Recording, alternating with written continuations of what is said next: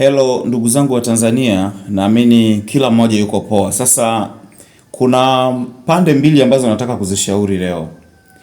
Pande ya kwanza ni upande wa serikali hii iliyopo kwa sasa, lakini pande ya pili ni Chadema wenyewe. Sasa nitaanza na serikali alafu nitamalizia kwa Chama cha Demokrasia na Maendeleo, Chadema. Nini wanapaswa kufanya? Ni mawazo yangu, na kwenye comment hapo na nyie mtachangia kama ni sahihi au sio sahihi hiki ambacho ninakwenda kuwashauri hawa mabwana. Kwanza kabisa kwa serikali yetu hii unajua kuna wakati huwa ninakaa naangalia hotuba za viongozi mbalimbali mpaka najiuliza hawa wameumbwa kwa mkono wa kushoto wakati wanaumbwa, kwa sababu wako vizuri kwenye kuchamba lakini nadhani ni hekima tu. Kuna hotuba moja niliona ya makamu akiongelea, akimsifia Bwana Nchemba kwa uweredi wake kwenye kazi, na kauli alizozitumia pale zinaonyesha udhaifu wa waziri ambaye anatumia hekima kwenye uongozi. Sasa mimi labda niwaambie tu kitu kimoja ambacho sasa nikawashauri. Sasa hivi mna bahati mbaya sana, mnaliongoza taifa la watu waliojaa maumivu mioyoni. Mnaliongoza taifa la watu wasiowapenda, yani kwa mamia hawawapendi. Na kiuhalisia hakuna sababu ya kumtaka mtu akupende, kwa sababu una mkeo, una watoto wako wanaopaswa kukupenda. Kwa hekima ndogo mlioibakiza watu wa serikalini, mnatakiwa mkumbuke kwamba mamlaka zote za serikali zinatoka kwa wananchi. Kwa hao wananchi ni mabosi wenu, hilo mnatakiwa mlikumbuke. Siwezi nikakuajiri dukani kwangu alafu nikahitaji kujua mustakabali wa duka langu ukanijibu shit, nitakufukuza kazi. Sasa ni jambazi peke yake anayeamini kwamba bunduki ni kwa ajili ya kuwatisha watu ili aweze kuwapola. Sitaki kuamini kama mna hisia hizo za kijambazi. Kinachotakiwa kwa sasa ni kauli za hekima. Kama ni kukemeana, kemeaneni kwa maneno ya karaha kwa wale walioko chini yenu ambao mpo nao kwenye ofisi za umma kwa ajili ya kutekeleza maslahi mapana ya taifa, na si kuongea kauli yoyote ya kibabe kuwadhihaki aidha wastaafu waliowatangulieni ama kudhihaki Watanzania mnaodai waliwapa viti hivyo. Kwa hivyo mwisho wa siku sisi sote ni Watanzania, lakini Watanzania hawatakaa wasahau kilichofanywa na mikono yenu. Kitu pekee kinachoweza kuwafanya Watanzania wasahau na kutuliza nyoyo zao ni yale wanaoyatumainia kwingine kuona mkiyafanyeni ninyi. Licha ya mabaya yote yaliyotokea, yamkini wakasahau kwa yale tu. Hofu ya kifo hailetwi na umaskini, hailetwi na bunduki. Hofu ya kifo inaletwa na maisha mazuri, inaletwa na utajiri. Mtu mwenye maisha mazuri siku zote ana hofu ya kifo.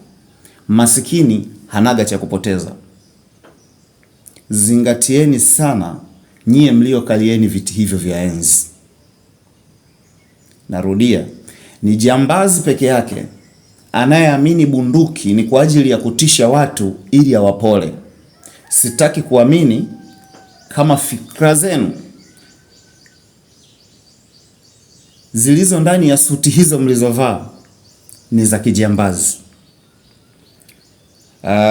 Nina imani video hii inaweza isifike mbali, inaweza isifikie wengi, lakini kwa atakaye bahatika kuitazama na kusikiliza maneno haya kwa utulivu, unaweza ukashare sehemu mbalimbali, na kama kuna kiongozi itabahatika kumfikia, ajue kabisa kwamba Watanzania ni watu wanaosamehe wakiamua kusamehe, lakini hawasamehe kwa kauli za vitisho na ubabe. Hekima huongoza taifa. Huo ni upande wa serikali, naomba niishie hapo, twende kwa ndugu zangu Chadema sasa. Watu wa Chadema, mimi sio mwanachama na sina kadi ya chama chochote, hata Chadema sina kadi nao, lakini nikimsikiliza mtu wa Chadema akiongea ninahisi, silazimishi mwingine kuhisi hivyo, ila binafsi ninahisi ni watu wenye uwezo mkubwa wa kufikiri, ni watu wanaongea vitu ambavyo vinaweza kukuonesha mwanga wenye kuwezekana. Sasa nataka kuambia nini ninyi Chadema?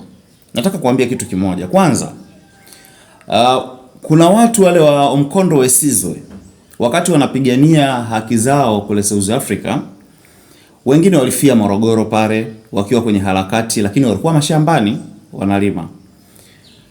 Kwa nini waliamua kufanya vile, kuanzisha vikundi vile? Ni kwa sababu ya kutengeneza umoja, kukusanyana kwa malengo makubwa ya baadaye. Kwa sasa hivi mpo kwenye harakati kubwa sana za kesi, lakini naamini kuna siku shetani atakumbuka walau nusu kwamba yeye ni malaika, kesi zenu zitaisha. Nikisema hivyo namaanisha kwamba Lucifer alikuja kuwa shetani baadaye.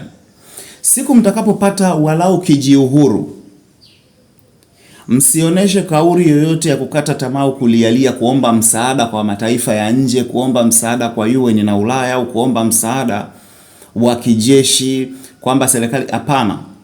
Ninyi Chadema mna nyama ya urimi. Hamwezi mkashindwa kuwashauri watu ambao wameshindwa zaidi ya miaka 64 kufanya Watanzania wanavyovihitaji. Yaani hata kununua mitambo tu ya kuondoa chumvi kwenye maji ya bahari yakawa matamu watu wakatumia, imeshindikana kwa zaidi ya miaka 60. Madini yote na utajiri tulionao, watu wanategemea mvua ya Mungu ili kusambaza maji kutoka mito kama Ruvu. Hawa ni watu ambao ninyi hamna haja ya kutumia nguvu sana. Nini mfanye sasa? Fanyeni kitu kimoja. Anzisheni miradi midogo midogo ya mitaji midogo itakayo kusanya vijana wengi wasiokuwa na ajira kuwa upande wenu na kupatiwa ajira.